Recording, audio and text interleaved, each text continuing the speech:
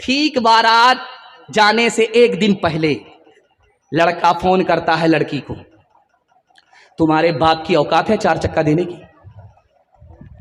بارات کل جانے والی ہے، لڑکا لڑکی کو فون کر کے کہہ رہا ہے کہ تمہارے باپ کی اوقات ہے 4 چکا دینے کی۔ تو لڑکی بھی ترکی بترکی جواب دینے والی تھی۔ اس نے کہا میرے باپ کی تو اتنی اوقات ہے کہ ہوائی جہاز دے سکتا ہے، لیکن تم یہ بتاؤ کہ تمہارے باپ کی اوقات ہے ایئرپورٹ بنانے کی؟ حلوائی کی دکان نانا جی کا فاتحہ۔ او دنیا والو چھوڑ دو عادت جہیز کی، اچھی نہیں یہ ریت روایت جہیز کی۔ او دنیا والو چھوڑ دو عادت جہیز کی، اچھی نہیں یہ ریت روایت جہیز کی۔ سب سے بڑا جہیز ہے اے دوست تو دلہن، پھر اس کے بعد کچھ نہیں قیمت جہیز کی۔ ہاتھ اٹھا کر کے وعدہ کیجئے شادی سادگی کے ساتھ کریں گے، جہیز کا مطالبہ نہیں کریں گے۔ ہاتھ اٹھائیے انشاءاللہ۔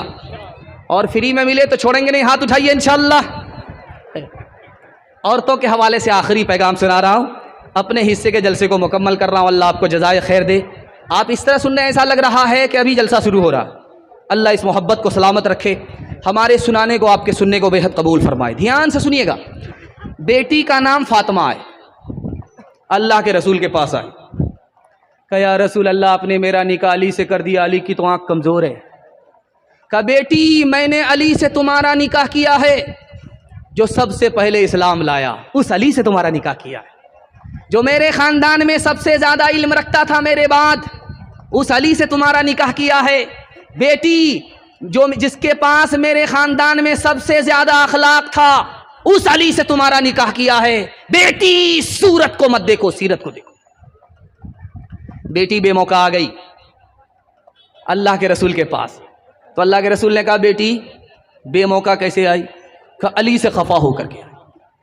کہا بیٹی میں تمہارا باپ ہوں، علی تمہارے شوہر ہیں، علی کی اجازت کے بغیر میرے گھر میں قدم مت رکھنا، ورنہ دروازہ بند تو ملے گا، کھل نہیں سکتا۔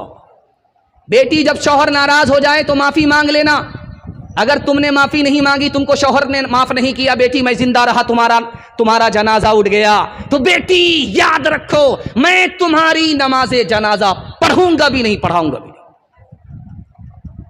آپ دیکھیں گے جس وقت بیٹی رخصت ہوتی ہے، شادی ہو گئی، نکاح کا رجسٹر قاضی صاحب لے کر کے نکل گئے، اب کھانا کا دور چل رہا، اریزی پریزی چل رہی ہے، اس کے بعد دیکھیے گا تم کون ہم کون، ہاتھ پوچھا 9 2 11 ہو گئے۔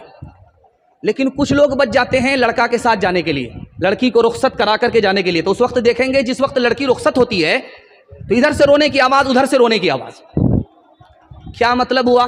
18 سال کی بیٹی کو جب پال پوس کر کے باپ رخصت کرتا ہے تو کلیجہ منہ کو آ جاتا ہے، ادھر سے بھی رونے کی آواز، ادھر سے بھی رونے کی آواز۔ اتنا بھیانک منظر ہوتا ہے کہ مگرمچھ کے آنسو باراتی بھی بہانے لگتے ہیں۔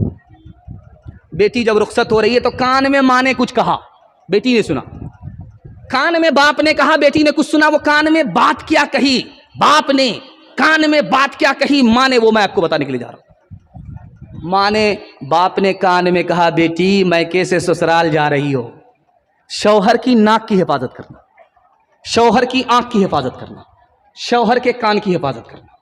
اب بیٹی نے کہا اماں کان اس کے ہیں، آنکھ اس کی ہے، ناک اس کی، ہم حفاظت کیسے کریں؟ تو کہا کہ بیٹی تمہارے گناہ کی بدبو تمہارے شوہر کی ناک میں نہ پہنچے، یہ ناک کی حفاظت۔ بیٹی تمہاری گالی، تمہاری کوئی گندی بات تمہارے شوہر کے کان میں نہ پہنچے، یہ کان کی حفاظت ہے۔ بیٹی جب شوہر گھر میں رہے اٹیچر پھٹیچر مت رہنا، صاف ستھرے کپڑے پہن کر کے رہنا، آنکھ میں سرما لگا لینا اور وضو کر کے رہنا۔ جب شوہر تم کو اپنی آنکھ سے دیکھے تو اس کی آنکھ بھی ٹھنڈی ہو جائے، اس کا دل بھی خوش ہو جائے۔